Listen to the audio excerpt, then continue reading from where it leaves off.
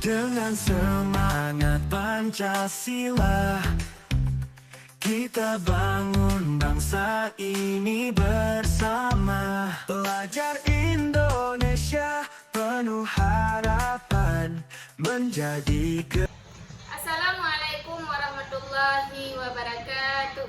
Salam guru penggerak. Perkenalkan, nama saya Diana SPDI, calon guru penggerak angkatan 11 dari SMK Nurul Islam, Kecamatan Kuta Makmur, Kabupaten Aceh Utara.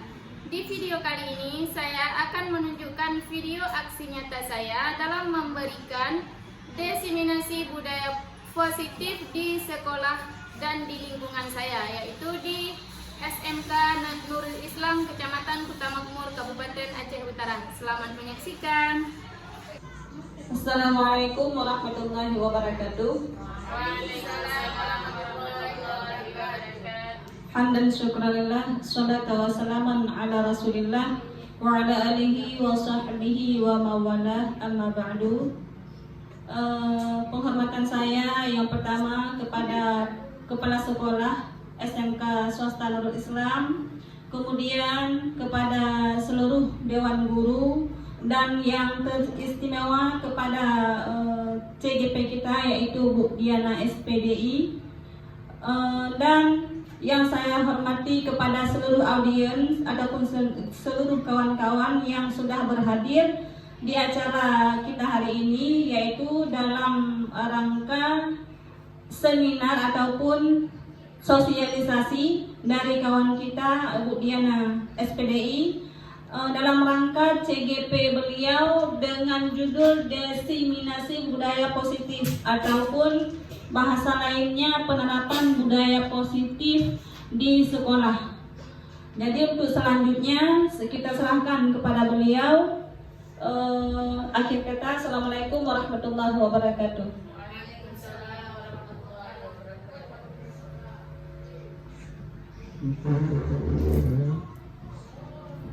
Alhamdulillah, hamdan syukran lillah, salatan wa salaman ala rasulillah wa ala alihi wa sahbihi wa mawalah. Puji beserta syukur mari sama-sama kita panjatkan kepada Allah Subhanahu wa taala, yang mana oleh Allah yang telah memberi kita umur panjang, sehat badan, sehingga kita masih bisa berkumpul pada hari ini untuk melaksanakan aktivitas hari-hari kita sebagaimana biasanya. Kemudian selamat beriring salam, mari sama-sama kita hadiahkan ke pangkuan alam Nabi besar Muhammad sallallahu alaihi wasallam, yang mana oleh beliau yang telah memperkenalkan ilmu pengetahuan kepada kita sehingga bisa kita rasakan sampai pada hari ini. Baiklah, penghormatan yang terutama sekali yaitu kepada Kepala Sekolah SMK Nurul Islam, yaitu Ibu Juliana SPD yang sekarang menjabat sebagai PLT Kepala Sekolah. Kemudian kepada Ibu Kurikulum kita, Ibu Eva Rosdiana SPD, dan kepada seluruh waka kepala sekolah, baik itu waka bidang humas, waka kesiswaan, dan waka sarpras. Kemudian penghormatan saya kepada seluruh guru yang telah berhadir pada hari yang berbahagia ini. Terima kasih saya ucapkan sekali lagi kepada Bapak Ibu yang telah berhadir pada hari ini, yang tujuannya yaitu penerapan diseminasi budaya positif di sekolah SMK Nurul Islam yang kita cintai. Baiklah, Bapak Ibu yang saya hormati, diseminasi budaya positif. Ada yang tahu apa itu diseminasi budaya positif? Bisa Ibu Bapak lihat di gambar ataupun di layar monitor. Konsep inti budaya positif. Yang pertama, perubahan perubahan paradigma belajar. Yang kedua, disiplin positif. Yang ketiga, adanya nilai-nilai kebajikan, kebutuhan dasar manusia, motivasi perilaku manusia, posisi kontrol guru, keyakinan, dan segitiga restitusi. Nah, inilah konsep budaya positif di sekolah yang seharusnya kita terapkan.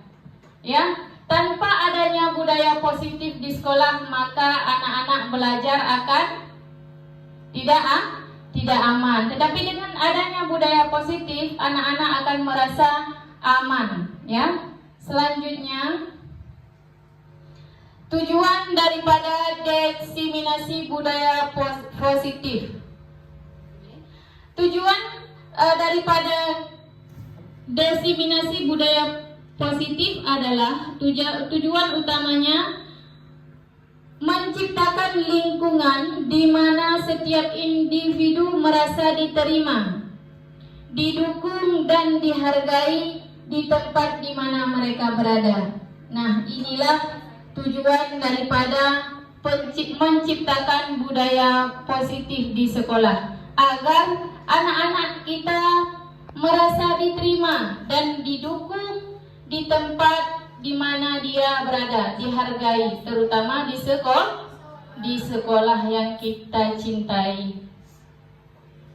Nah, sekarang sebelum melanjutkan diseminasi budaya positif, maka alangkah sebaiknya kita menyajikan sebuah lagu, yaitu puisi karya Soekarno-Hatta. Puisi karya Soekarno, Aku Melihat Indonesia. Nah, boleh ibu-ibu kita berdiri sama-sama untuk menyanyikan lagu puisi karya Soekarno. Boleh kita baca sama-sama ya.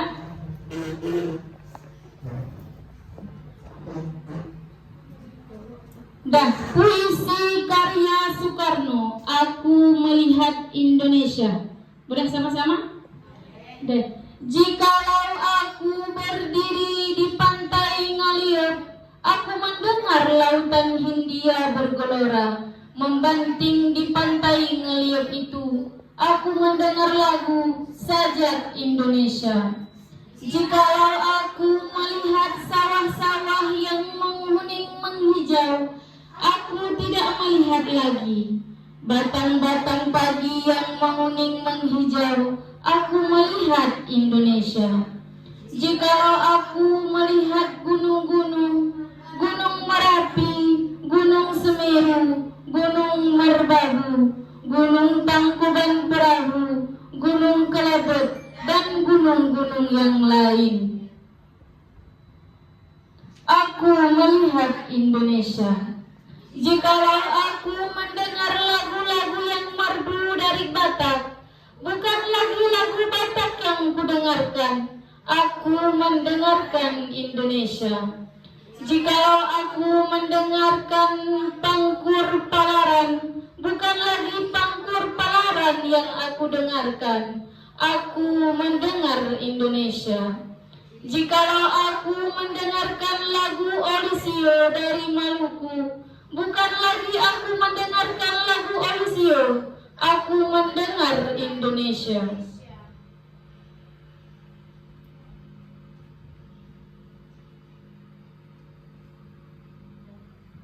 Jikalau aku mendengarkan burung perkutut menyanyi di pohon ditiup angin yang sepoi-sepoi, bukan lagi aku mendengarkan burung perkutut, aku mendengarkan Indonesia.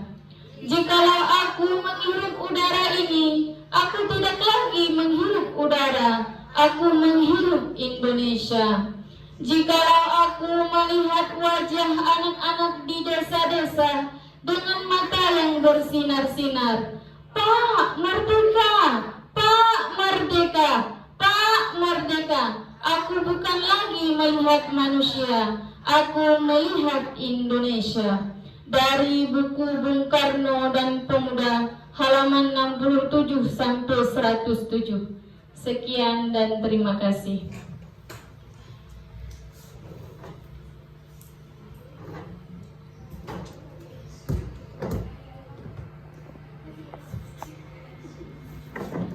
Nah, ibu-ibu, kita telah menyanyikan lagu atau membaca puisi Aku Melihat Indonesia dari Soekarno-Hatta. Kira-kira apa yang menggambarkan dari puisi tersebut? Ada yang bisa? Bu Nurhaliza? Kira-kira apa yang menggambarkan dari puisi tersebut?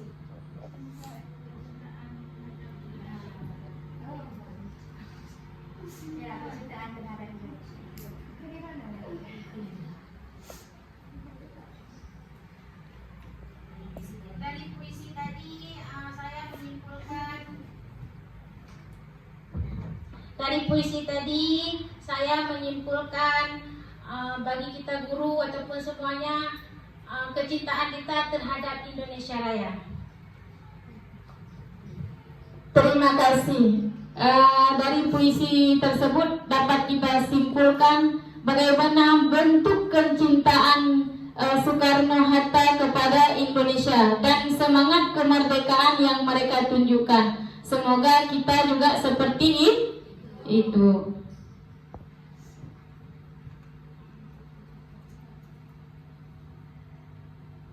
Nah, sekali lagi konsep inti dari budaya positif. Yang pertama, perubahan paradigma belajar, disiplin positif, nilai-nilai kebajikan, kebutuhan dasar manusia, motivasi perilaku manusia. Baiklah, pembelajaran dengan paradigma baru. Nah, ini dia.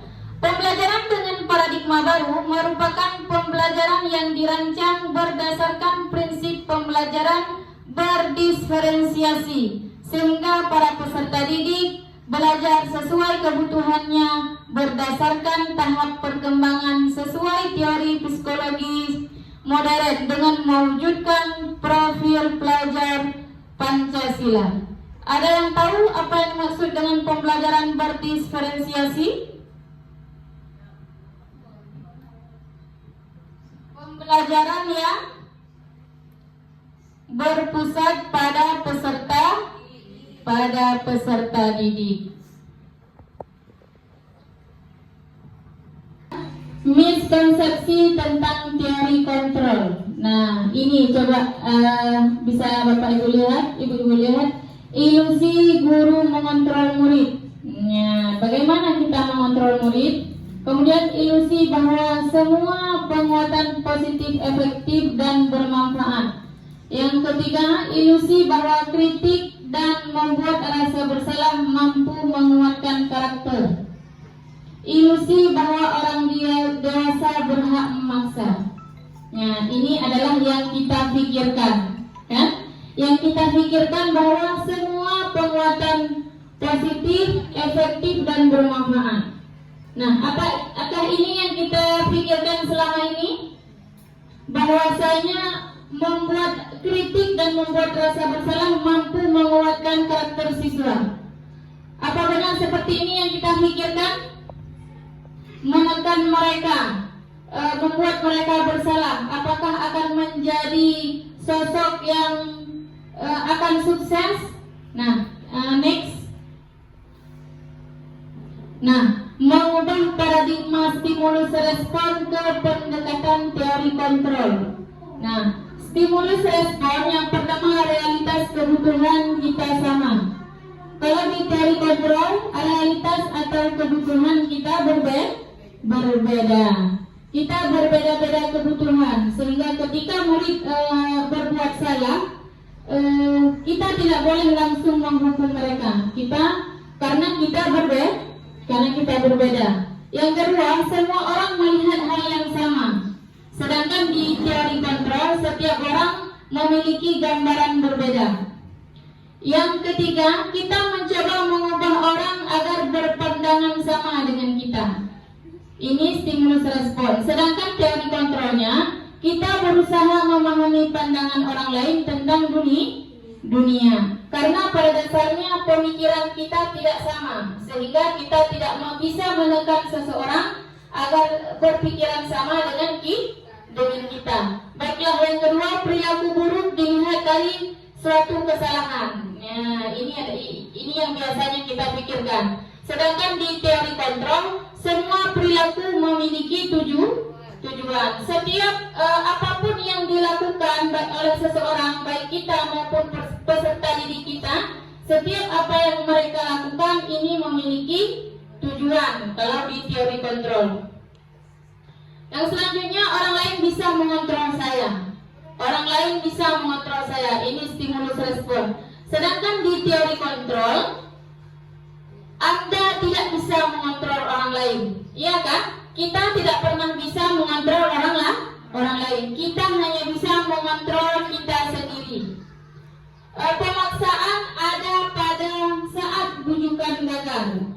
Ini di stimulus respon. Sedangkan di teori kontrol, kolaborasi dan konsensus menciptakan pilihan-pilihan baru. Yang terakhir yaitu model berpikir menang atau kalah. Sedangkan di teori kontrol, model berpikir menang-menang. Tidak ada yang kalah kalau di teori kontrol. Next. Nah, ini dia disiplin positif. Disiplin berasal dari kata disiplina, yang artinya belajar. Disiplin mengacu pada disiplin diri yang memiliki tanggung jawab terhadap apa yang dilakukannya berdasarkan nilai-nilai yang dia yakini.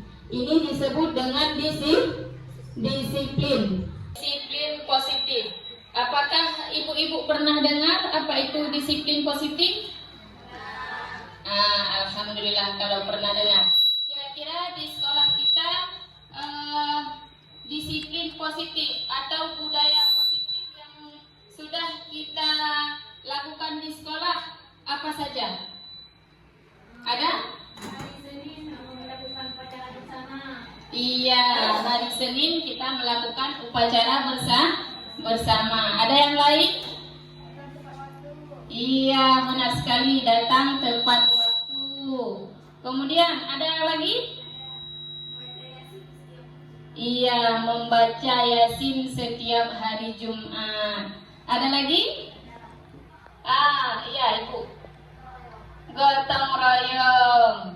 Iya, alhamdulillah itu sangat benar sekali. Ada yang lain? Iya. Jangan membuli. Iya, bagus sekali. Jangan suka membuli. Ada lagi? Kira-kira disiplin apa yang sudah kita terapkan di sekolah kita tercinta ini? Ada? Saling menghargai satu sama lain. Iya, saling menghargai satu sama lain. Itu juga merupakan budaya positif. Nah, sebenarnya budaya positif sudah kita terapkan di sekolah kita masing-masing, di sekolah kita tercinta ini. Namun kita akan tahu lebih dalam lagi bagaimana disiplin positif yang harus kita terapkan di sekolah kita ini. Tadi kita sudah menyebutkan bahwa disiplin atau budaya positif yang sudah kita lakukan di sekolah. Yang pertama, melakukan upacara bendera. Yang kedua, membaca Yasin setiap hari Jumat. Yang ketiga, gotong royong bersama. Yang keempat, datang tepat waktu ke sekolah.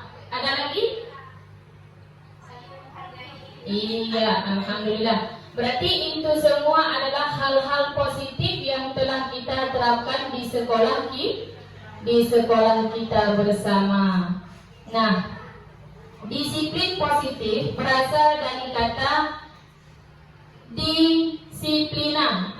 Boleh dilihat di layar. Yang artinya belajar. Disiplin mengacu pada disiplin diri yang memiliki tanggung jawab terhadap apa yang dilakukannya berdasarkan nilai-nilai yang kita yakini. Disiplin positif merupakan salah satu cara penerapan disiplin yang bertujuan untuk menumbuhkan kesadaran serta memberdayakan peserta didik tanpa imbalan penghargaan atau reward, ancaman atau penggemar. Nah, berarti apa tujuan disiplin ini kita ciptakan di sekolah? Ada yang tahu kira-kira tujuan kita ciptakan disiplin? Iya, Bu Nur Aini. Apa? Menumbuhkan kesadaran. Nah, menumbuhkan kesadaran siapa di sini? Iya, menumbuhkan kesadaran diri sendiri dan juga menumbuhkan kesadaran daripada murid kita. Inilah berarti budaya positif tujuannya kita terapkan di sekolah. Ada lagi tujuannya? Ada lagi? Untuk menjadi pribadi yang lebih baik. Iya, boleh menjadi pribadi yang lebih baik agar anak-anak kita memiliki pribadi yang lebih baik. Dan satu lagi, tujuan kita menerapkan budaya positif di sekolah adalah untuk menciptakan kenyamanan di sekolah agar anak-anak kita merasa diterima dan merasa nyaman berada di kelas atau di lingkungan sekolah. Sedangkan disiplin positif merupakan salah satu cara penerapan disiplin yang bertujuan untuk menumbuhkan kesadaran serta memberdayakan peserta didik tanpa imbalan penghargaan, reward, ancaman atau hukuman. Nah, di budaya positif ini tidak dianjurkan dan tidak dibenarkan melakukan penghargaan untuk murid dengan ancaman ataupun hukum. Satu lagi, penghargaan. Sebagai pendidik, tujuan kita adalah menciptakan peserta didik yang memiliki disiplin diri sehingga mereka berperilaku mengacu kepada nilai-nilai kebajikan universal dan memiliki motivasi intrinsik pada perubahan perilaku ke arah yang lebih baik. Ini adalah tujuan kita. Selama ini iya tidak? Selama ini kita menghukum siswa kalau salah. Iya? Benar?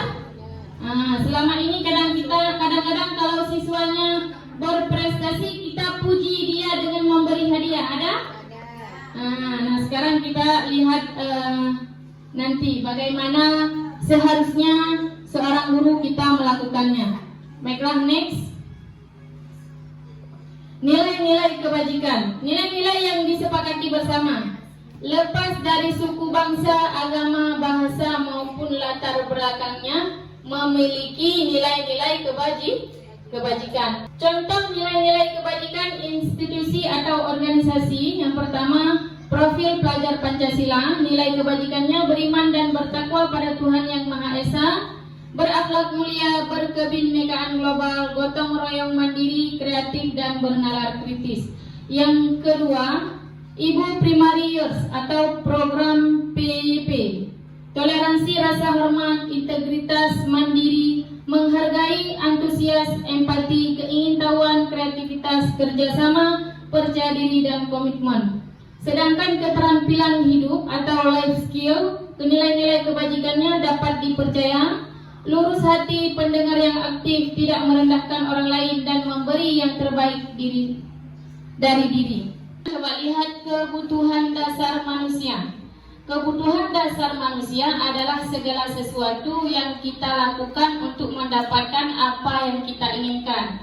Sedangkan tindakan yang kita lakukan memiliki tujuan tertentu dan semua usaha terbaik yang kita lakukan adalah dalam rangka agar kebutuhan dasar kita terpenuhi dengan baik. Nah, sekarang ibu tanya, saya tanya sekarang, ibu-ibu tahu nggak kebutuhan dasar manusia itu contohnya seperti apa? Makan, minum. Iya, benar sekali. Makan, minum. Ada lagi? Apa? Iya, kesenangan juga kebutuhan kita.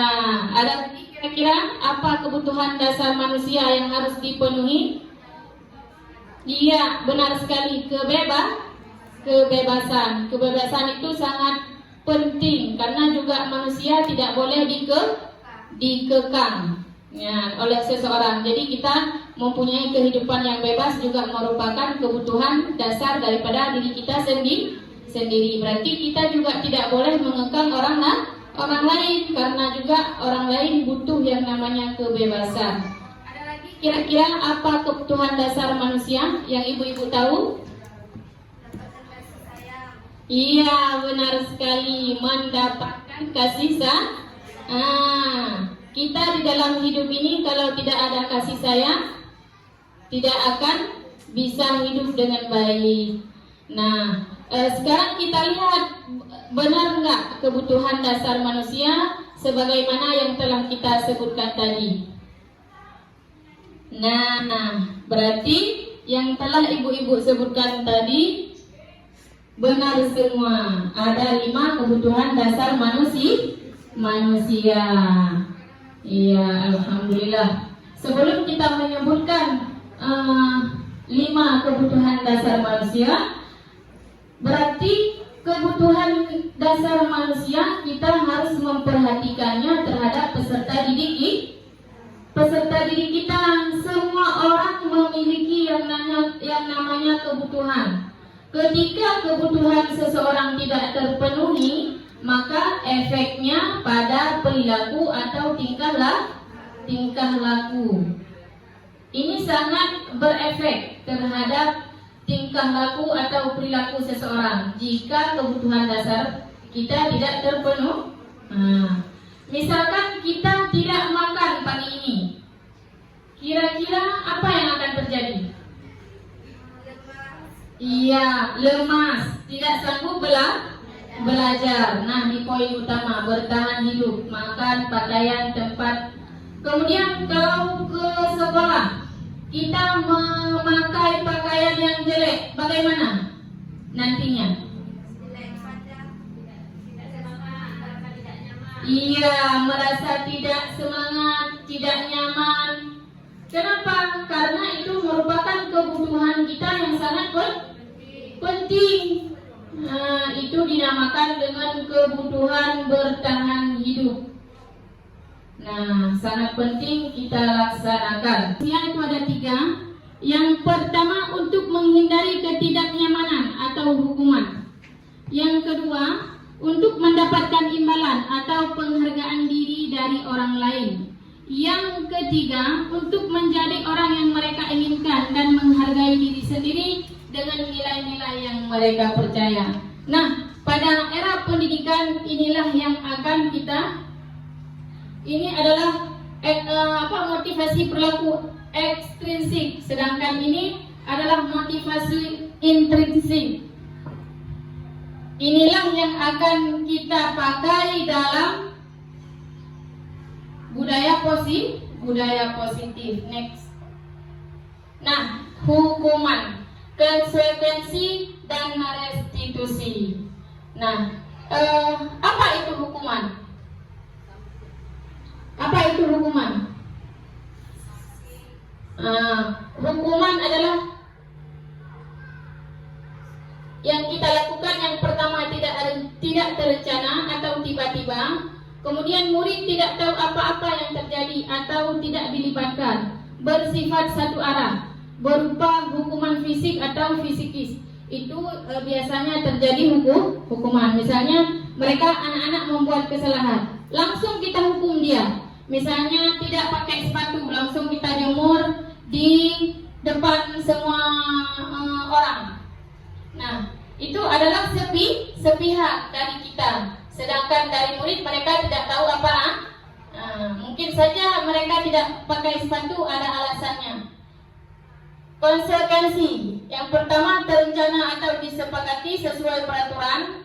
Murid tetap dibuat tidak nyaman. Sikap guru selalu memonitor murid. Ini adalah konsekuensi.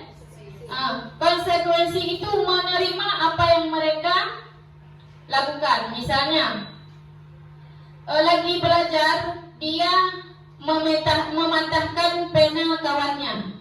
Konsekuensinya apa? Mereka harus ganti. Itu dinamakan dengan konsekuensi. Sedangkan yang ketiga yaitu restitusi. Nah, restitusi adalah proses menciptakan kondisi bagi murid untuk memperbaiki kesalahan.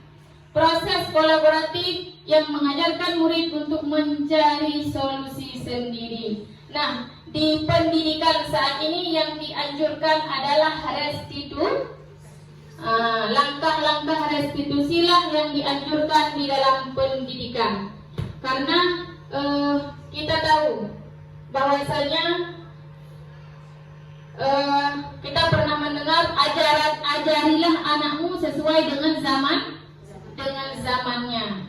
Kalau dulu boleh.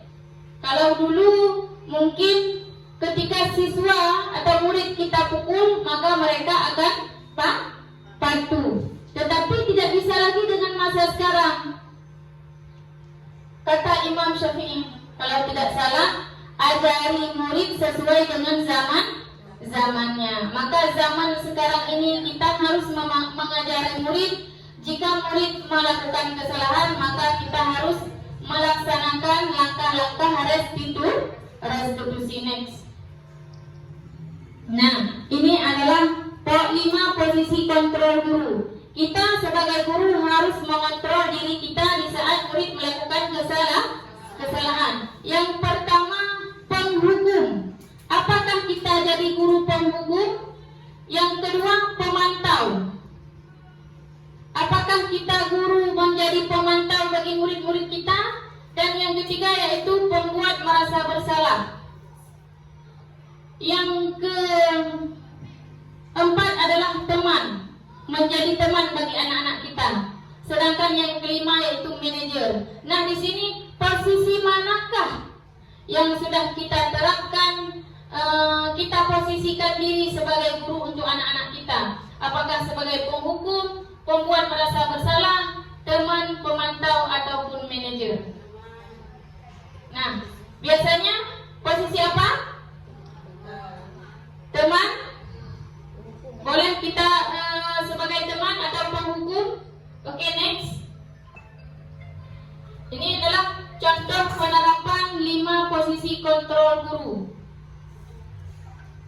Contoh penerapan 5 posisi kontrol guru.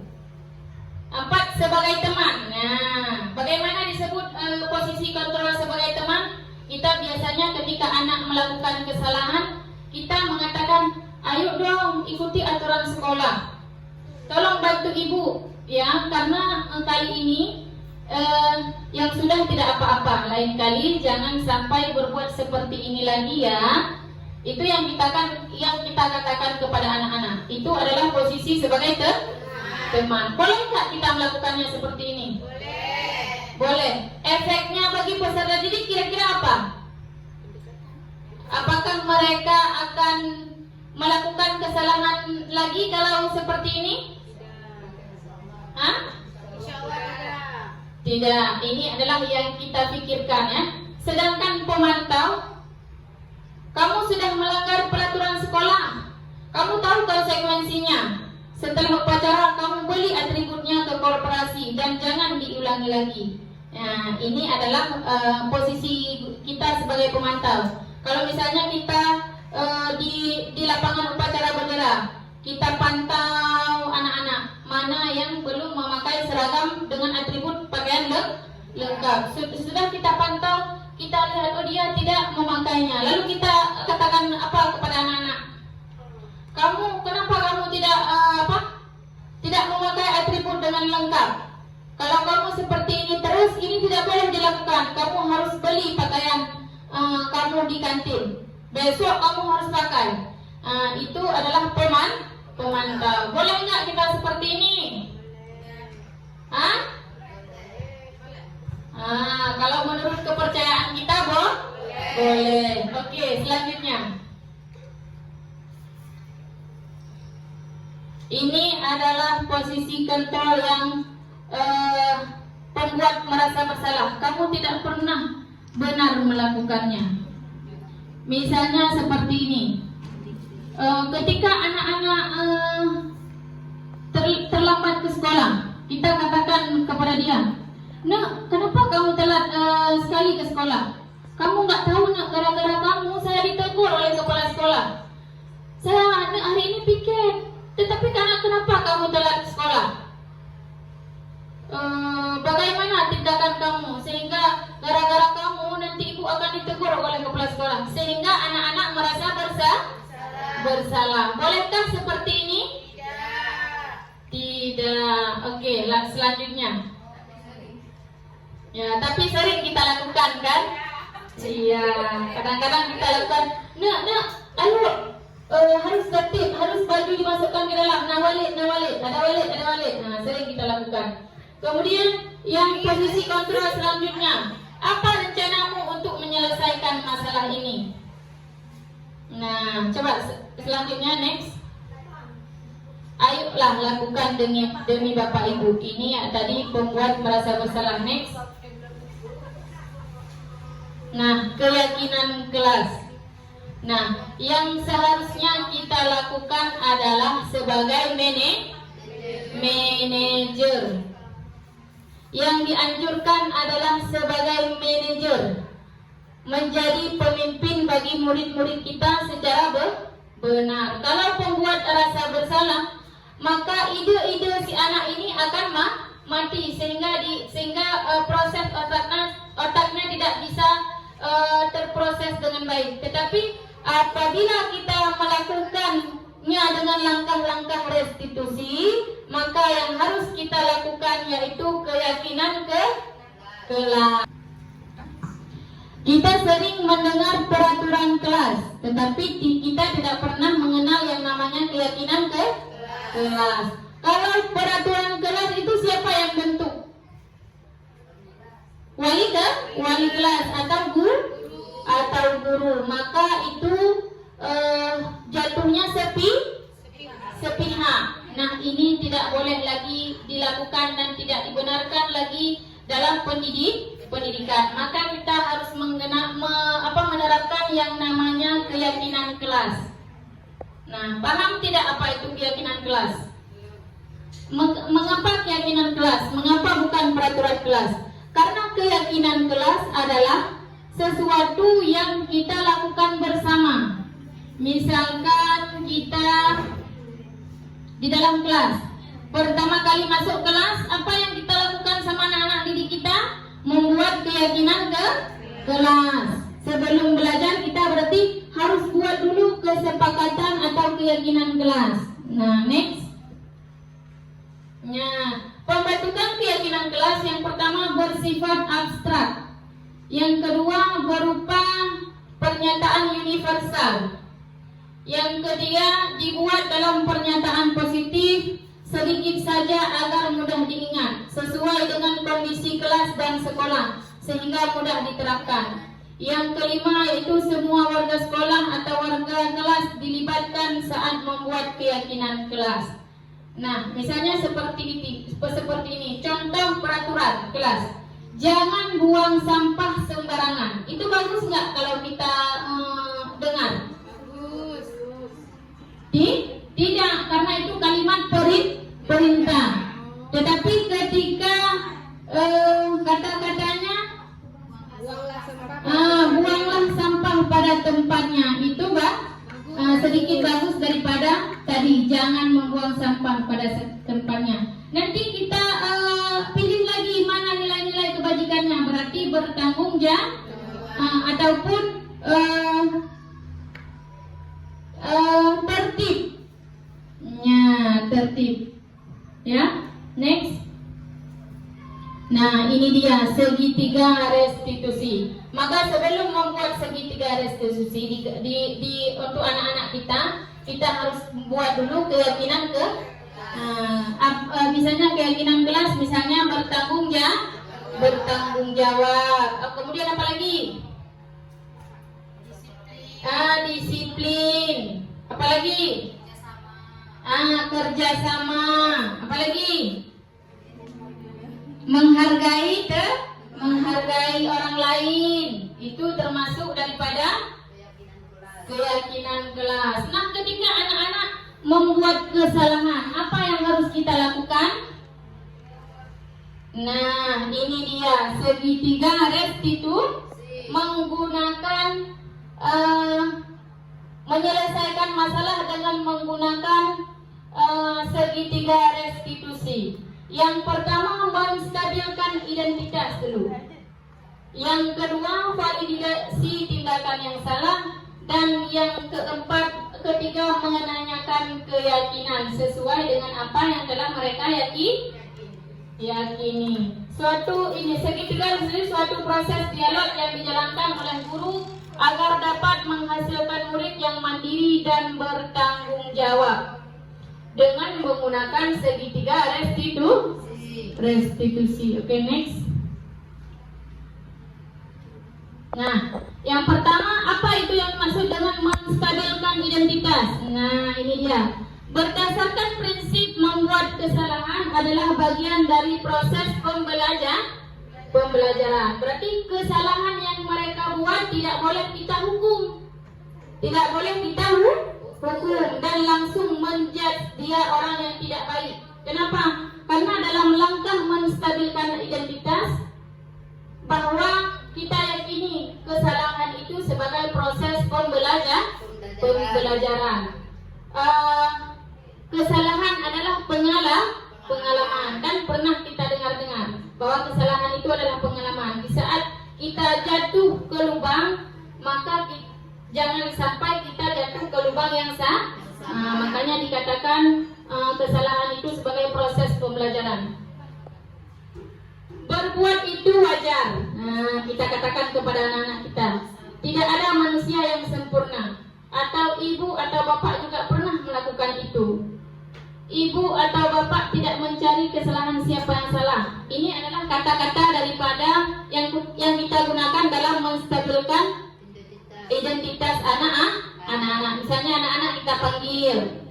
Misalnya ada anak-anak yang tidak buat tugas. Boleh nggak kita langsung tegur di kelas?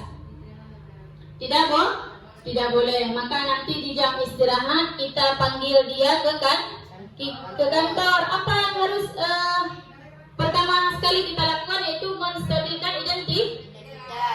Kita bilang seperti ini.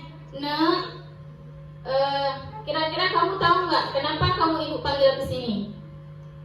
Misalnya nanti dijawab, tahu Bu, karena saya tidak melakukan atau mengumpulkan tugas. Pasti itu jawabannya kan?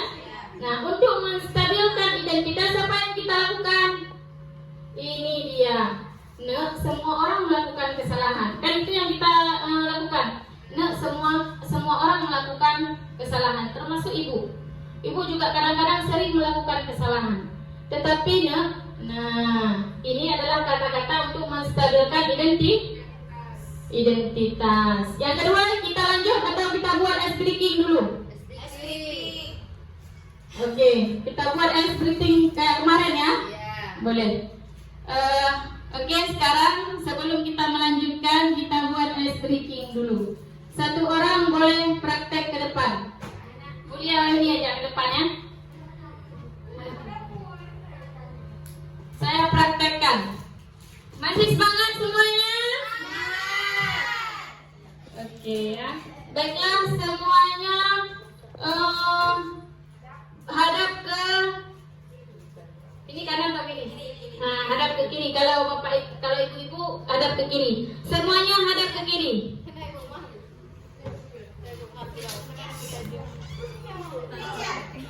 Dan semuanya hadap ke kiri.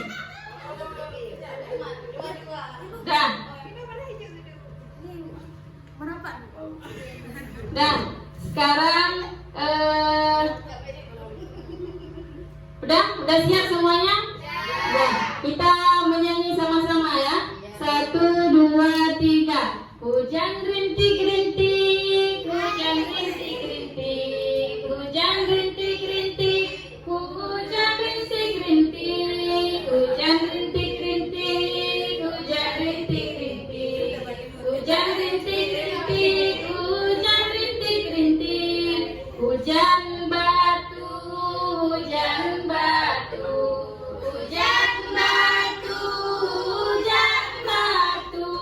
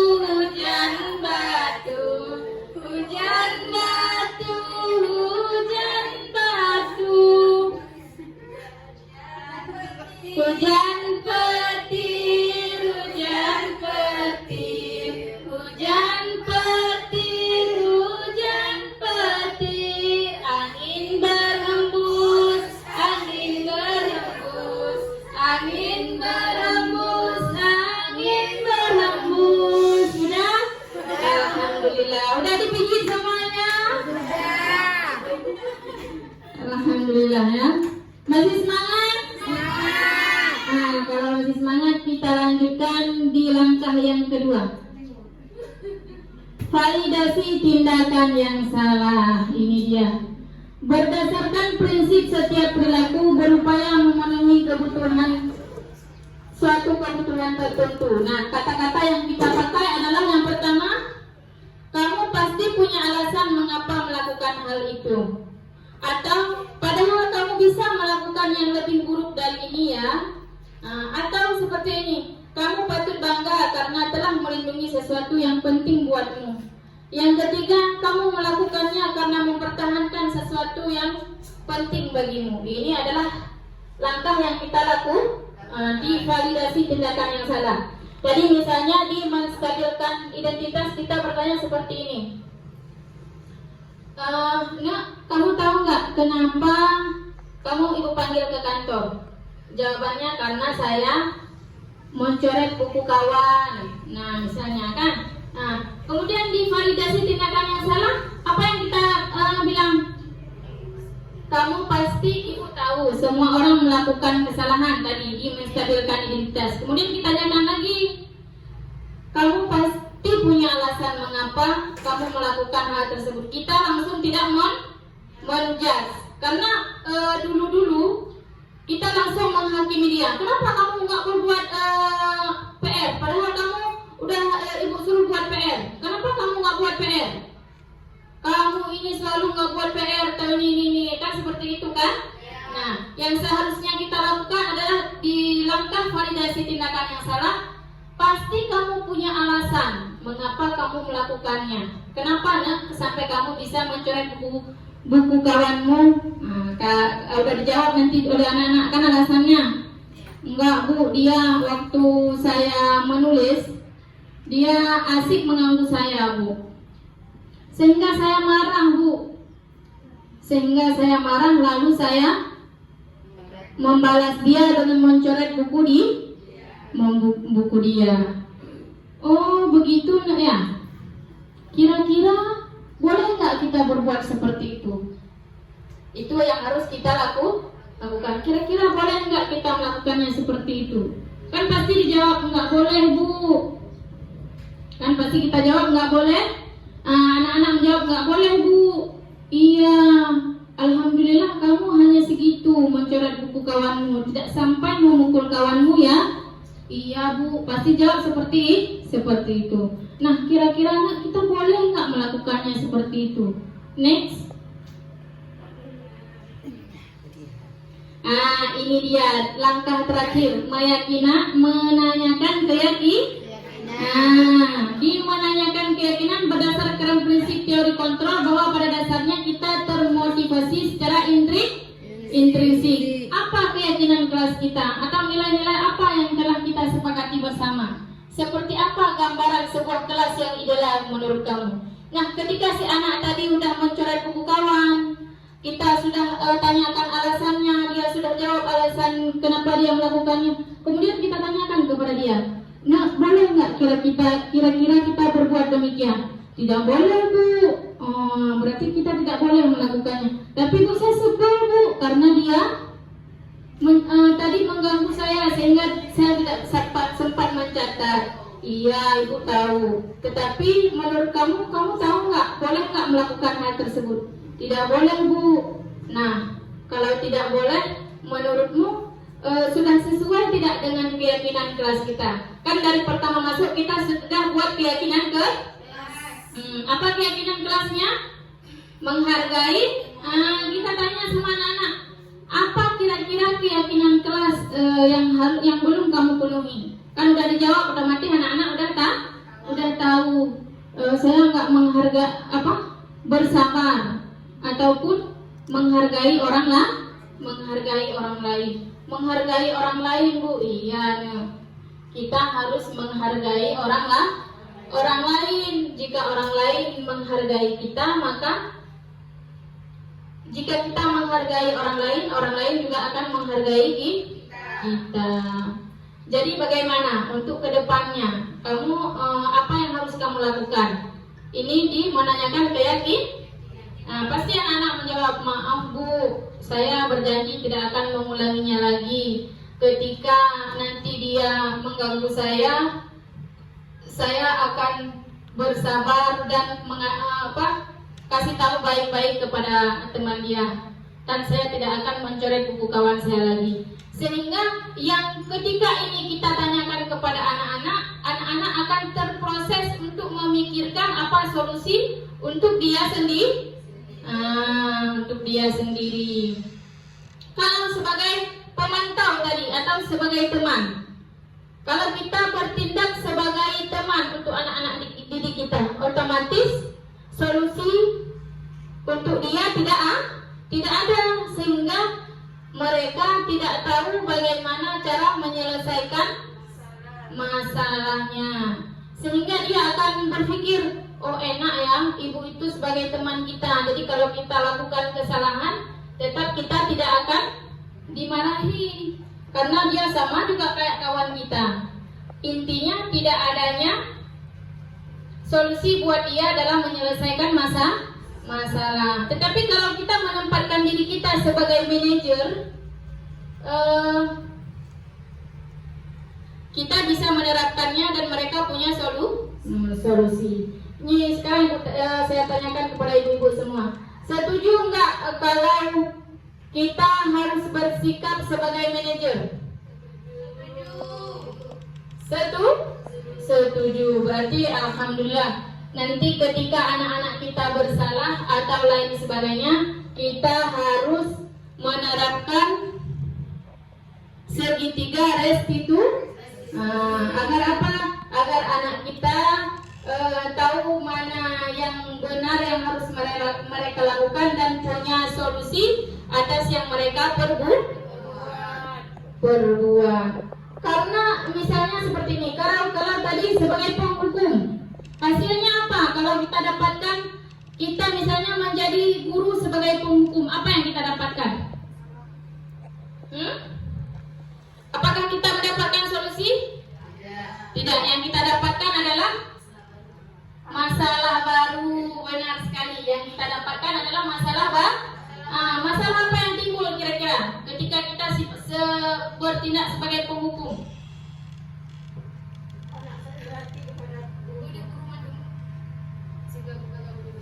Apa? Anak sakit hati kepada guru. Iya, benar sekali. Anak sakit hati kepada guru. Nanti timbulnya dendam.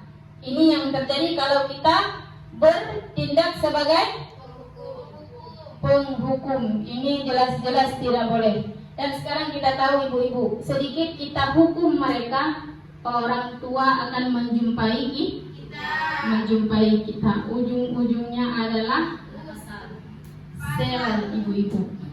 Dan anak-anak kita juga tidak akan berhasil. Maka kita di zaman era globalisasi ini, karena kita tahu bahwa didiklah anakmu sesuai dengan zamannya, maka yang harus kita terapkan adalah langkah segitiga restitusi.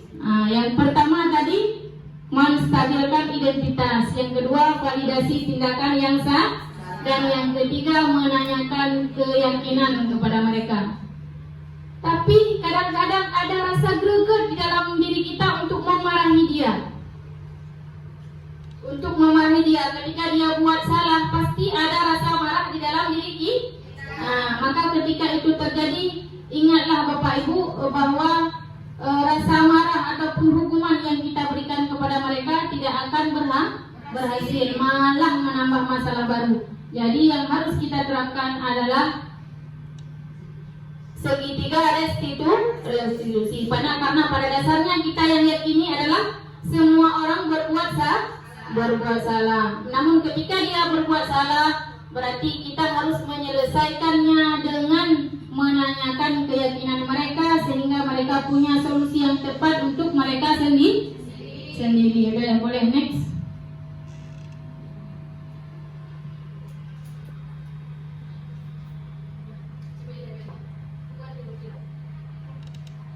Kita boleh sekarang menonton video restitusi. video bagaimana langkah penerapan restitusi ya. Boleh ditonton.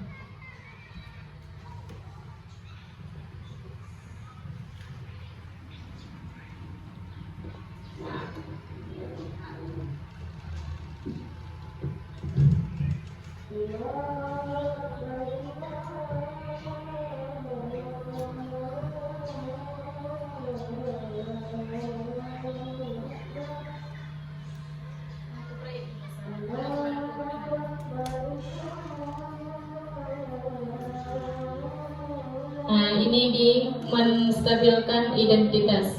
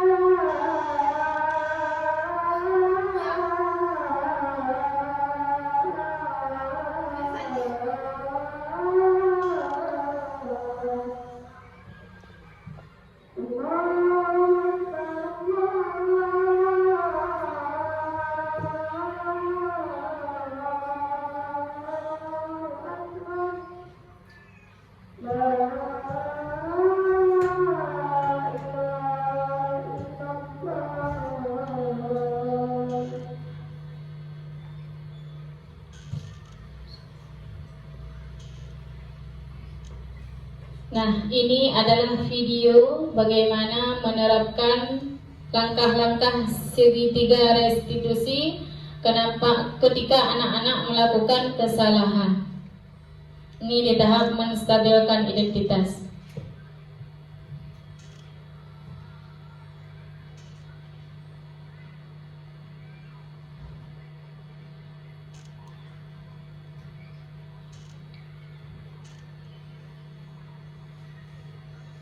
Ini validasi tindakan yang salah. Kamu masih ingat tidak tentang keyakinan sekolah kita? Kan dia jawab tertib. Nah, kira-kira apa yang harus kamu lakukan atau terapkan sesuai dengan keyakinan yang sudah kamu yakini?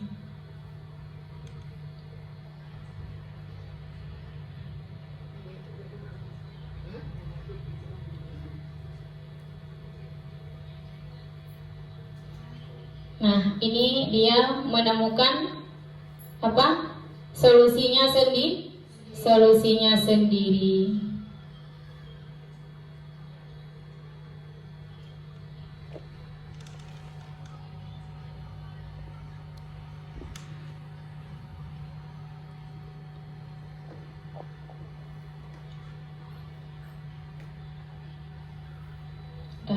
Terima kasih.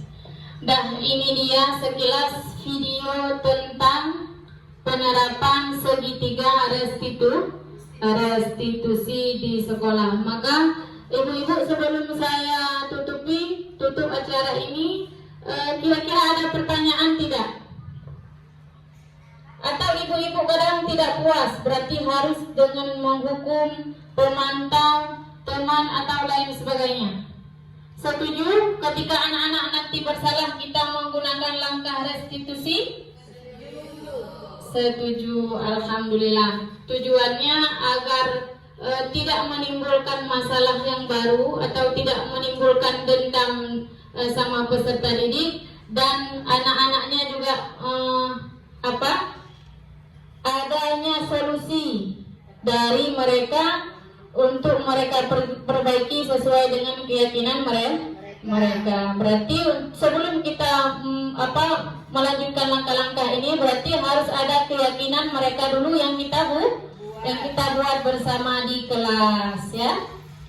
Ini adalah bagian daripada budaya positif sehingga anak-anak senang dan nyaman berada di sekolah dan bisa mencetak generasi yang gemilang, insyaallah. Setuju? Kalau setuju, alhamdulillah. Berarti semoga ini bisa kita terapkan di sekolah kita agar terciptanya sekolah yang ramah, tamah anak, nyaman, dan tidak adanya ancaman. Kalau ada ancaman, anak pasti seperti ini. Saya hari ini tidak sekolah, nanti dimarahi oleh ibu guru karena tidak seperti ini atau tidak seperti itu. Pasti seperti itu, ya kan? Iya, alhamdulillah. Semoga kita bisa menerapkan budaya positif di sekolah kita. Ketika ada permasalahan anak-anak, kita bisa menyelesaikannya dengan langkah restitusi. Baiklah, cukup di sini ibu-ibu yang dapat saya sampaikan pada hari ini. Terima kasih atas waktu yang ibu-ibu berikan, dan ilmu yang kita dapat hari ini bisa kita aplikasikan dalam kehidupan sehari-hari. Saya akhiri billahi taufik wal hidayah. Assalamualaikum warahmatullahi wabarakatuh.